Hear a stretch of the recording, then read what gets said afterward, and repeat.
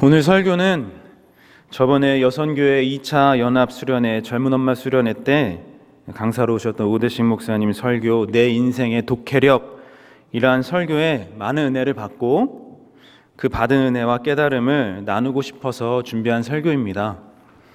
제가 원고를 받아서 그대로 옮기는 건 아니고요, 그냥 기억을 쫓아 쓴 설교임을 미리 밝힙니다. 원래는 저희 목사님하고 했던 그 대담의 형식의 토크와 그리고 이제 그 예배 설교 영상을 찍어서 이제 홈페이지에 올려서 많은 분들이 같이 은혜를 나누고자 했는데, 오드식 목사님이 이 삐를 받으셔가지고 너무 깊은 가정사까지 다 오픈하시는 바람에 그 영상을 찍고 온라인에 올리질 못했습니다. 너무 아까운데, 아까운 대신에 오늘 설교를 좀 대신했으면 좋겠습니다. 가을이 왔습니다. 가을이 와서 제가 시를 한 편 안 읽을 수가 없습니다. 밖에 잘라서 놨는데요, 혹시 갖고 가신 분들 한번 가져가시면 좋겠습니다. 정호승 시인이 쓴 벼락에 대하여라는 시입니다. 벼락에 대하여. 벼락 맞아 쓰러진 나무를 보고 처음에는 무슨 용서받을 수 없는 큰 죄를 지었나 보다 하고 생각했다. 그러나 이듬해 봄날 쓰러진 나무 밑동에서 다시 파란 싹이 돋는 것을 보고 죄 많은 사람들을 대신해서 나무들은 일생에 한 번씩은 사람들을 위해 벼락을 맞고 쓰러진다는 것을 알게 되었다. 오늘 누가 나무를 대신해서 벼락을 맞을 수 있겠느냐? 오늘은 누가 나무를 대신해서 벼락 맞아 죽을 사람이 있겠느냐? 정호순 시인은 말랑말랑한 시를 쓰는 것 같지만 그 시에 사실 날카롭고 비장한 은장도 같은 것을 하나씩 품겨놓는 시인입니다. 여러분, 이 시에서 벼락 맞아 쓰러진 나무가 어떤 나무입니까? 십자가입니다. 제가 해설책 보고 여러분들에게 말씀드리는 게 아니라요, 시를 읽으니까 그냥 팍 오는 거예요. 여러분, 여기서 벼락 맞아서 쓰러진 나무는 예수 그리스도의 십자가 고난을 뜻하는 겁니다. 그리고 다시 한번 그 그리스도의 남은 고난을 누구의 육체에 채울 것인가, 이렇게 우리를 도전하고 있습니다. 벼락이라는 고난, 그 십자가 고난은 우리를 살게 했습니다. 예수님께는 고난이었지만 우리에게는 축복이요 생명이었습니다. 이사야 53장 4절로 5절 말씀입니다. 그는 실로 우리의 질고를 지고 우리의 슬픔을 당하였거늘 우리는 생각하기를 그는 징벌을 받아 하나님께 맞으며 고난을 당한다 하였노라. 그가 찔림은 우리의 허물 때문이요 그가 상함은 우리의 죄악 때문이라.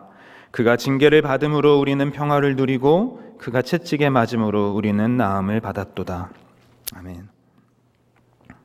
모든 고난이 다 그런 것은 아닙니다만, 혹 내가 받는 고난이 다른 누군가에게 생명을 줄 수 있다면 여러분 어떻게 하시렵니까? 저는 그 대표적인 예가 출산이라고 생각합니다. 임신부에게는 엄청난 고난이죠. 몸 뼈마디가 다 벌어진다고 하더라고요. 살들은 다 터지고 처지고 건만증에 삭신이 안 아픈 곳이 없습니다. 엄마의 고난이 태아의 생명으로 이어집니다. 이렇듯 고난은 그냥 고난으로 끝나지 않고 누군가의 생명으로 이어지기도 합니다. 제가 이렇게 고난에 대해서 밑밥을 까는 이유는요, 이 질문을 드리고 싶어서입니다. 여러분, 고난은 좋은 것입니까? 나쁜 것입니까? 고난 좋은 건가요? 나쁜 건가요? 고난이 좋진 않지만 여러분, 없어서는 안 됩니다. 필요합니다.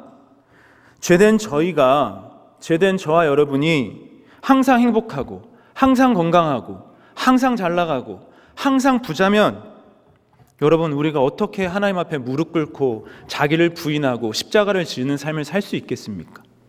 우리가 어떻게 악인들의 꾀를 따르지 않고 죄인의 길에 서지 않고 오만한 자의 자리에 앉지 않을 수 있겠습니까?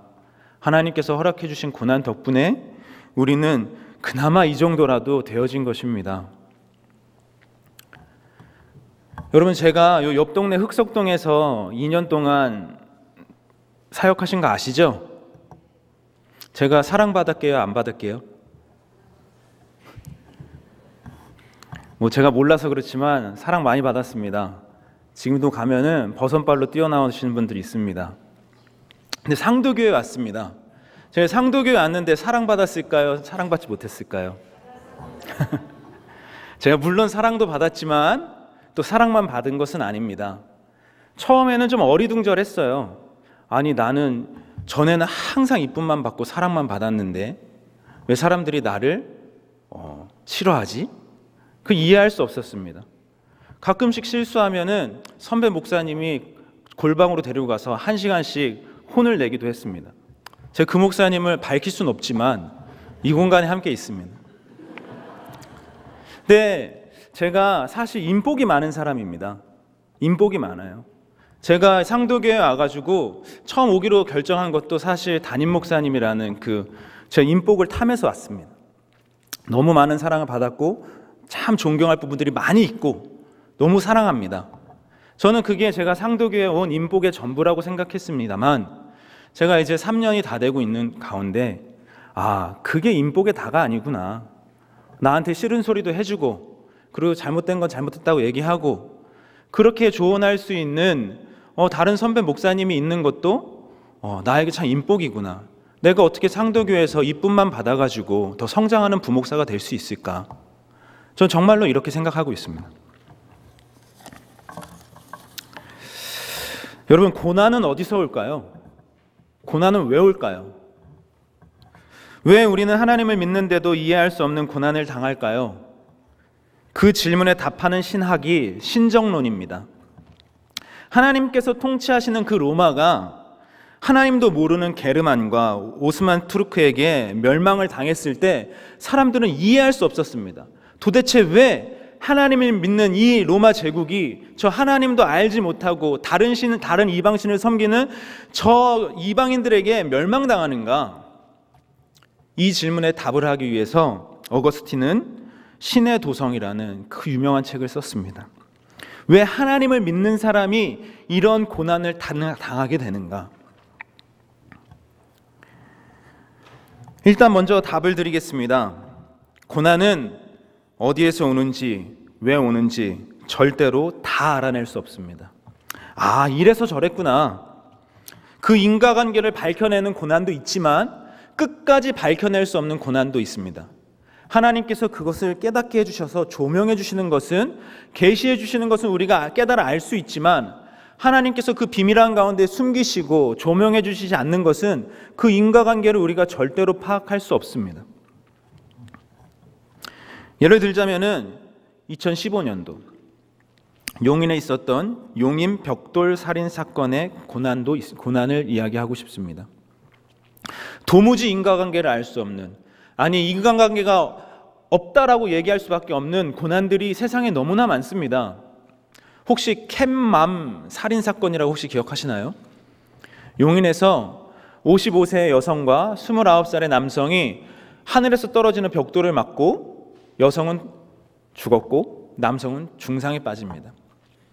경찰이 추측하기로는 이 아줌마가 길고양이에 밥을 주는 캣맘이었는데 지역 사람들하고 이제 갈등이 좀 있었다. 그래서 이 캣맘을 혐오했던 사람이 이제 겁을 주려고 위에서 벽돌을 던졌는데 그게 의도치 않게 그 사람한테 맞아서 죽은 것이다 라고 이렇게 혐오 범죄로 추측했습니다. 근데 알고 보니 그게 아니라 옥상에서 놀던 9살짜리 아이들이 던진 돌에 맞아 죽은 겁니다. 이 여성분과 남성분이 당한 고난에 어떤 인과관계를 찾을 수 있을까요? 어떠한 이유를 찾을 수 있을까요? 없습니다. 하나님의 계획 때문도 아니고 하나님의 부재 때문도 아니고 하나님의 어떠한 의도도 아닙니다. 그렇게 하나님의 뜻을 운운하기에는 인간의 추측은 근거가 없고 대신 유가족들의 상처는 깊어져만 갑니다. 이럴 때에는 섣부르게 다 하나님의 뜻이 있겠지, 우리가 모를 뿐이야, 기도하자, 식의 위로보다는 묵묵히 고통의 자리에 함께 머무르는 편이 낫습니다. 2014년 4월 16일 세월호가 넘어졌고 언론은 오보를 쏟아냈고 정부는 한 명도 구하지 못했고 선장과 직원은 먼저 탈출했고 아이들을 포함한 304명이 죽었습니다. 그때 한 대형교회 목사님은 설교 시간에 믿음의 3요소라는 제목의 설교를 하면서 하나님이 공연히 이렇게 세월호를 침몰시킨 게 아니다. 나라를 침몰하려고 하니 하나님께서 대한민국 그래도 안 되니 이 어린 아이들, 이 꽃다운 애들을 침몰시키면서 국민들에게 기회를 주는 것이라고 말했습니다. 대한민국을 침몰시키려 하다가 대한민국을 침몰시킬 수 없으니 대신해서 이 아이들을 침몰시켰다는 뜻입니다. 기회를 한 번 더 줬다라는 뜻입니다. 세월호 사건을 향한 하나님의 뜻은 무엇일까요? 이 나라의 부정의와 부정함에 별 책임 없는 꽃다운 아이들을 먼저 죽이면서 어른들과 권력들에게 회개의 기회를 주시려는 게 하나님의 뜻, 하나님의 계획일까요? 아닙니다. 절대로 아닙니다. 만약에 그렇다면 왜 하필 그들입니까? 그것은 어떻게 설명할 수 있습니까? 설명할 수 없습니다. 우리 하나님의 계획은 그 아이들이 10만 원도 아니고 그 5만 원, 그 빠듯한 용돈을 가지고 3박 4일 제주도에서 재밌게 놀고 말썽도 부리고 쓸데없는 제주도 기념품을 손에 쥐고 3박 4일 만에 집으로 돌아와서 부모님의 품에 안기는 것이 우리 하나님의 뜻이었습니다. 모든 이 세상에서 벌어지는 일들이 하나님의 계획입니까? 아닙니다. 인간의 불순종과 인간의 죄악 때문에 하나님의 계획이 실현되지 않고 도리어 사탄의 계획이 실현될 때가 많습니다. 신학 용어 중에 예정조화설이라는 말이 있습니다. 예정조화설. 모든 게 조화되기로 예정됐다라는 뜻입니다. 오늘 본문 말씀인 28절 말씀, 모든 것이 합력하여 선을 이루느니라 라를 설명하는 신학 단어입니다. 어렵지 않죠? 다 조화롭게 되도록 미리 계획해놓고 하나님이 정해놓은 거라 이겁니다. 내가 지금 감기가 걸렸습니까? 내가 지금 가다가 다리가 부러졌습니까? 우리 집에 무슨 일이 생겼습니까? 하나님이 너 더 하나님 잘 믿어라, 기도 더 잘해라, 나중에 더 좋은 일이 생길 거다 라는 뒤에 그 큰 그림을 위해서 미리 짜놓은 각본이라는 뜻입니다. 물론 세상에서 벌어지는 모든 일들은 하나님 모르게 벌어지지 않습니다. 하나님 다 아십니다. 그리고 하나님 허락 없이는 아무 일도 일어나지 않습니다. 그렇지만 그렇다고 해서 하나님이 원하시는 일만 일어나는 것은 아닙니다. 하나님이 원치 않은 일들도 일어납니다. 하나님께서 사랑하는 인간들에게 당신이 원하는 일만 하는 순종적인 로봇이 되길 원하지 않으시고, 사랑하는 인간들이 당신의 완전한 명령과 완전한 계획과 완전한 뜻에 불순종할 수 있는 완전히 자유로운 존재, 정말로 아들급, 정말로 친아들급, 친딸급의 존재가 되기를 원하셨기 때문에 그렇게 창조하셨기 때문입니다. 저는 이 하나님께 선물 받은, 그러니까 하나님이 당신께 불순종하기까지 할 수 있는 그 자유의지가 바로 오늘 본문 말씀 26절에 나오는 우리의 연약함이라고 생각합니다. 그러니까 이 연약함을 아시고 있습니다. 근데 이 연약함을 이미 하나님께서 허락하신 겁니다. 그 허락해 놓고 강제로 때려서 말을 듣게 할 수도 없고, 무슨 어떠한 고문을 해서 이 말에 순종하게 할 수 없으니까 성령님께서 말할 수 없는 탄식으로 우리를 위해서 기도하는 것입니다. 이 본문 말씀은 부모된 분이라면은, 자녀를 양육하시는 분이라면은 다 10분 이해할 수 있을 겁니다. 아무리 설명해도 말 안 듣고, 아무리 때려도 말 안 듣고, 그러면 관계만 나빠지고, 그렇다고 해서 내 딸이, 내 아들이 주체성이라고는 하나도 찾아볼 수 없는, 기계적 순종밖에 할 수 없는 로봇가 되길 바라는 마음도 아닙니다. 저도 국희랑 진욱이가 아빠 말씀에 토를 달거나 이렇게 순종하지 않으면 마음에 막 화가 확 치밀어 오릅니다. 그러면서도 한편으로는 얘가 이렇게 주체성이 강한 아이구나, 이렇게 똑똑하구나 라는 것에 안도합니다. 내가 좀 더 예의 바르게 키워야 되겠지만 그럼에도 불구하고 얘가 겁먹어서 기계적으로 순종하는 그런 아이는 아니구나. 내 친딸 맞구나. 제가 바라는 것은 뭐냐면요, 내가 허락한 아빠가 허락한 자유의지를 들어서 아빠한테 복종하기를 바라는 겁니다. 자유를 들어서 복종하기를 바라는 겁니다. 자유를 주지 않고 순종만 할 수 있는 로봇을 바라는 것이 아니라 내가 선물로 준 그 자유를 가지고 나한테 순종하길 바라는데, 그게 내 뜻대로만 안 되니까 성령 하나님께서 정말로 중보를 열심히 할 수밖에 없는 것입니다. 하나님께서 주신 그 자유의지 때문에 이 세상에서는 하나님이 원치 않는 일들도 일어날 수 있습니까? 없습니까? 일어날 수 있습니다. 그 자유의지에 사탄이 틈타면은 그런 하나님이 원치 않은 일들이 더 자주 발생합니다. 제가 앞에서 이야기한 고난들에 대한 기독교적 입장들을 한번 정리해 보겠습니다. 첫 번째, 고난 중에는 유의미한 고난이 있고 무의미한 고난도 있다. 용인 벽돌 살인사건과 같은 이야기입니다. 두 번째, 그 유의미함이 나만의 유익이 아니라 예수님의 십자가 대속적 고난처럼 남에게 유익을 주는 고난도 있다. 세 번째, 하나님이 원해서 오는 고난, 계획된 고난도 있지만 하나님이 원치 않는 고난, 하나님이 계획하지 않은 고난도 있다.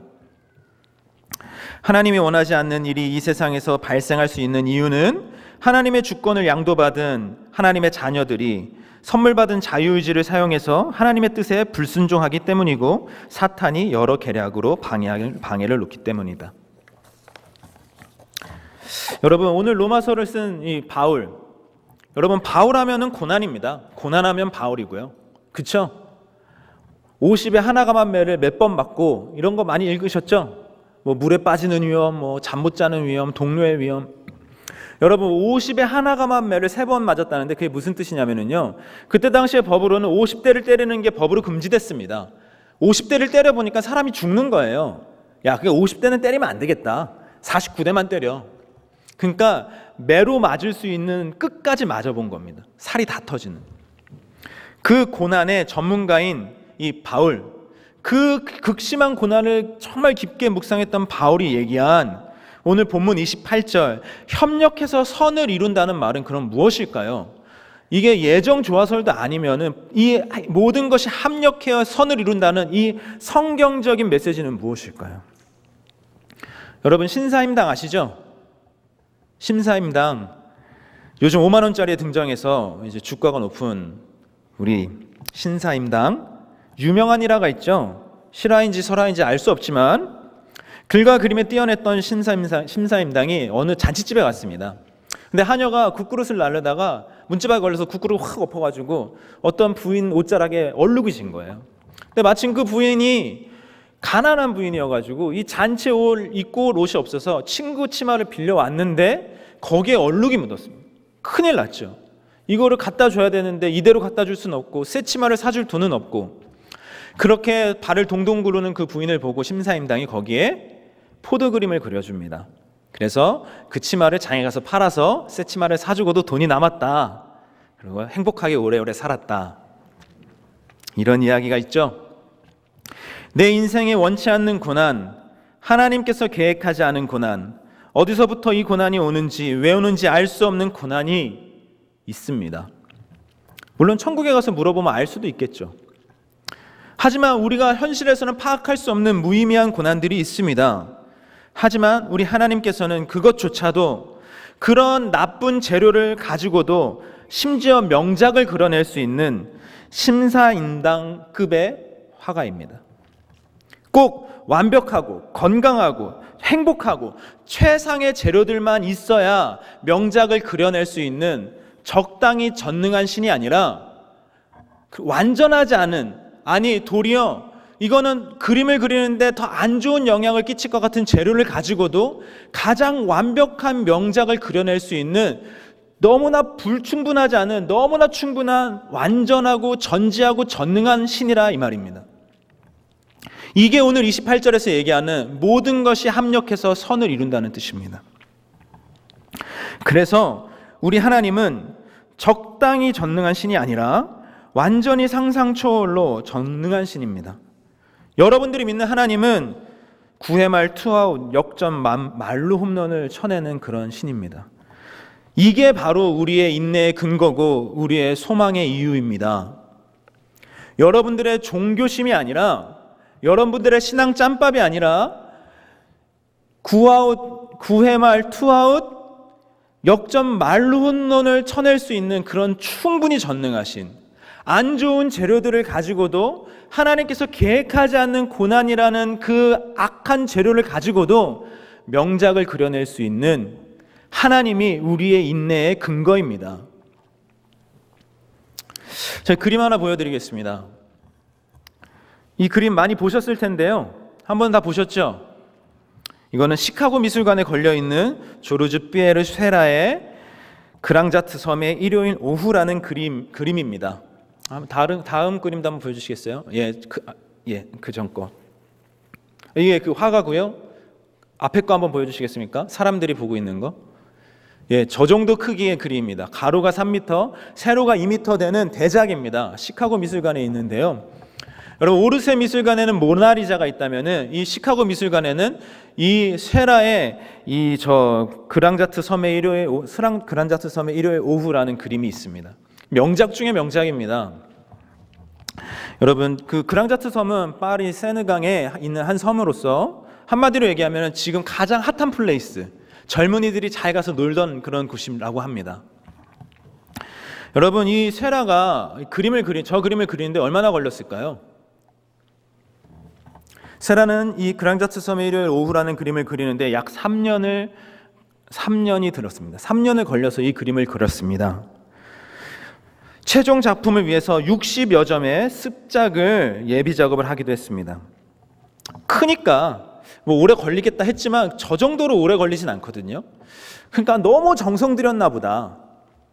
그게 아니라 이 쉐라라는 화가가 그림을 그리는 그 화법에 그 이유가 있습니다. 그냥 선을 그리고 면에 색을 칠하는 방식의 그 화법이 아니라 점을 찍어가지고 그림을 그리는 화법, 점묘법을 이제 사용했던 화가입니다. 저 그림을 다 점으로 찍는 거예요. 하나하나 다 점으로 찍습니다. 그러니까 3년이 걸렸죠. 여러분, 이 아름다운 그림은 처음에 미국의 한 수집가에 의해서 헐값인 2만 달러에 팔려서 미국으로 갑니다.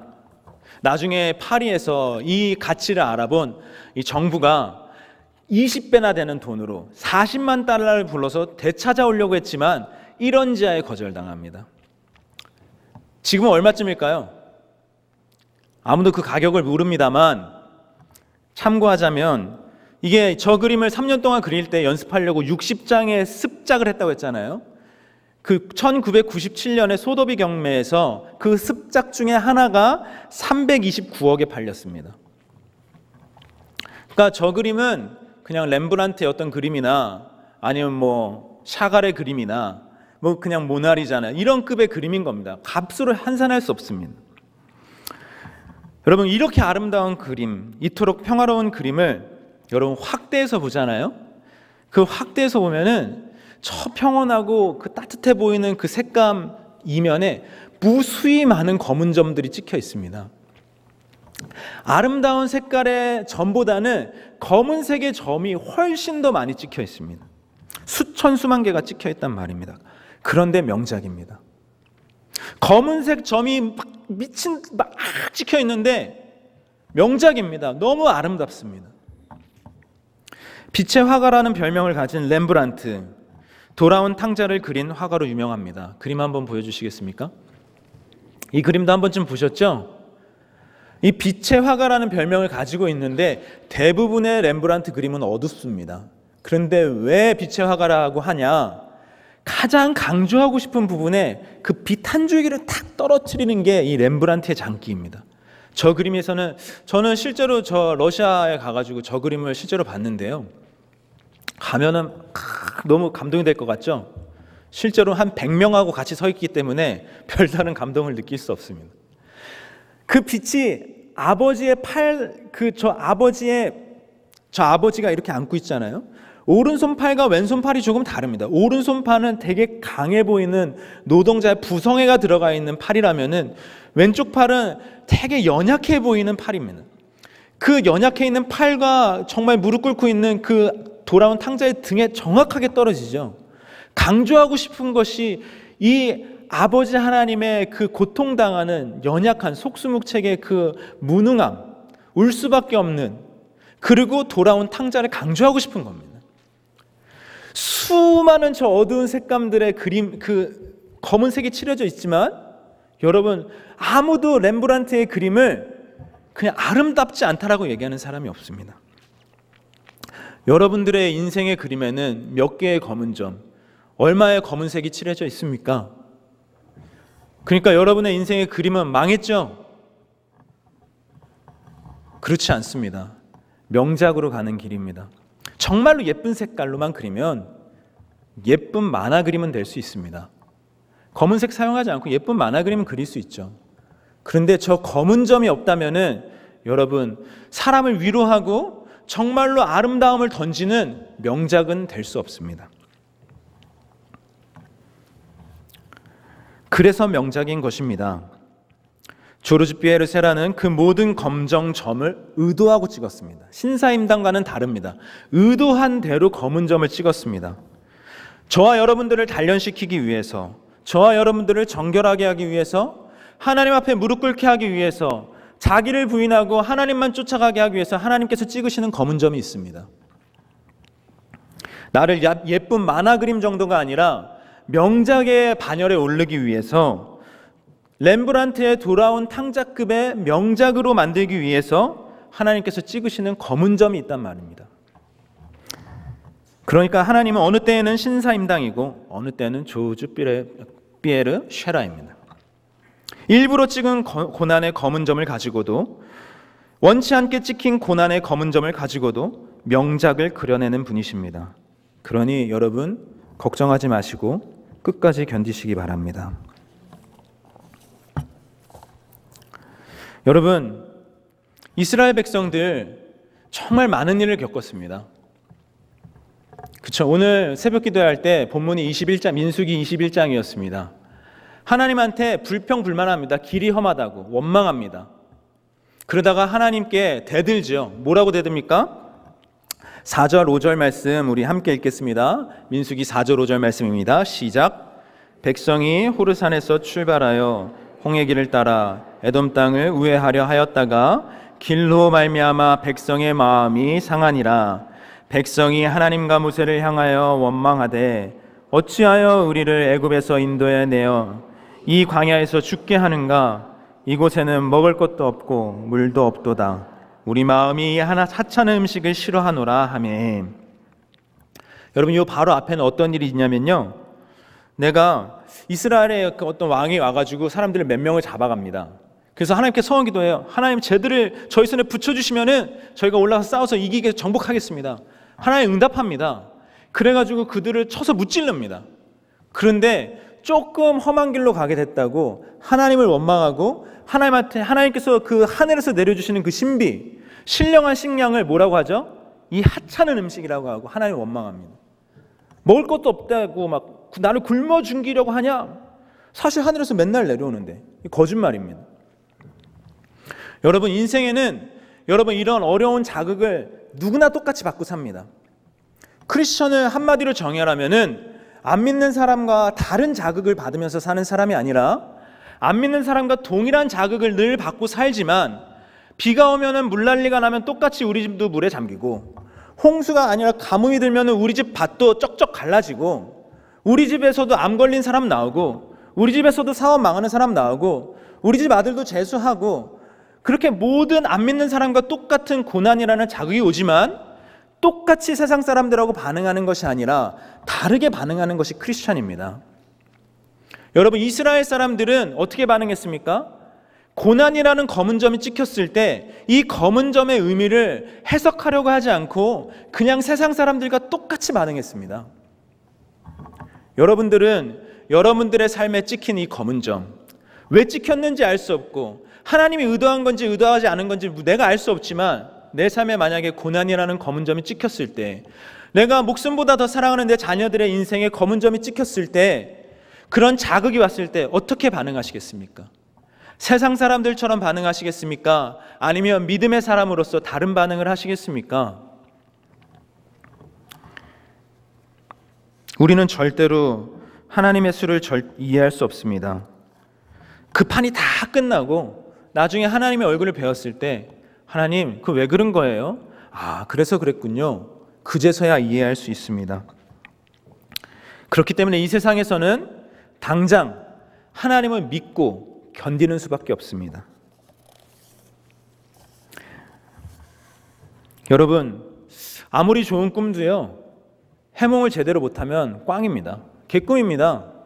그런데 여러분, 꿈이요, 좋은 꿈 같은 꿈이 다 좋은 꿈이던가요? 아니죠. 여러분, 나쁜 꿈 같은데 좋은 꿈이 있고요, 좋은 꿈 같은데 나쁜 꿈이 있습니다. 그것을 정확하게 해석해내지 않으면은, 해몽해내지 않으면은 아무 소용없습니다. 여러분 인생에 찍힌 검은 점 있습니까? 정말 견뎌내기 어렵고 정말 이해할 수 없는 고난이 있습니까? 여러분, 그것을 신앙 안에서 하나님 붙잡고 해석해내시기 바랍니다. 그럴 때에 우리의 삶이 명작의 정말 아름다운 그림 한 폭이 되기까지 견뎌낼 수 있습니다. 내 인생에 찍힌 검정점, 신앙 안에서 해결해낼 수 있다면, 해석해낼 수 있다면 얼마나 우리가 행복할 수 있겠습니까? 정말 그래서 최후 승리의 계가를 부르는 사람 중에 우리 상도교회 성도들은 한 명도 빠짐없길 바랍니다. 누구라도 그 정말 나중에는 아름다움으로 그려져서 기억도 안 날 그 검은 점 때문에 인생을 포기하고 하나님을 원망하는 그런 정말 어리석은 사람들은 몇 명이요? 단 한 명도 없었으면 좋겠습니다. 여러분, 고난이 좋은 겁니까? 나쁜 겁니까? 좋은 건 아니지만 우리에게 꼭 필요합니다. 하나님께서 계획을 가지고 의도치 않은 고난을 가지고도 우리의 삶을 정결하게, 깨끗하게, 거룩하게 단련시키는 줄 믿습니다. 하나님께서 찍으시는 그 검은 점이나 원치 않게 찍힌 검은 점, 그 모든 점을 가지고 충분히 명작을 그릴 수 있는 하나님을 찬양합시다. 그리고 그 아름다운 그림이 그려질 때까지 인내하시길 바라고, 누군가의 그림도, 내 와이프, 내 남편, 내 자식도 지금 완성된 명작이 아니지 않습니까? 그 명작이 완성되기까지 인내하고 함께 기다려줄 수 있는 그런 믿음의 동역자들 다 되시기를 바라겠습니다.